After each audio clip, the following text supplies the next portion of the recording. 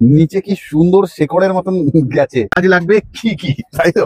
রং লাগবে lemon yellow, এরকম সুচের মধ্যে একটা সুতো পরানো লাগবে, ক্রিস্টাল লাগবে, পাথর লাগবে, সাদা পাথর, পুঁথি আর অভ্র, আর একটা বড় গ্লাস, আর লাগবে সাদা মোম, সোয়া ওয়্যাক্স। দিয়ে দেবো আমরা এসেন্স। আরেকটা জিনিস লাগবে, জল লাগবে। কোথায় বললি তুই? হ্যাঁ, জল দিয়ে দিলাম এসেন্স। ঠিক আছে, নিচে ঢেলে দিচ্ছি জল। ব্যাস, একটু খেয়ে নিয়ে। আমিও খাই। জল তেষ্টা পেয়ে গেছে, গরম পড়ে গেল না? এবারে আমরা নিচে দিয়ে দেবো এইগুলো।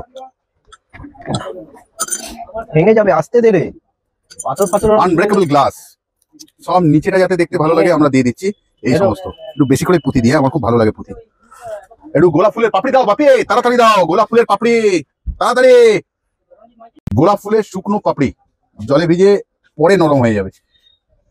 তাহলে নিচে জল, পাথর, নুড়ি, ওপরে গোলাপ ফুল, অভ্র, এবারে দিয়ে দিলাম কোথাও সুতো, এরপরে ঢেলে দিচ্ছি আমরা তরল মোম। এইভাবে আস্তে আস্তে, কোনো অসুবিধা নেই।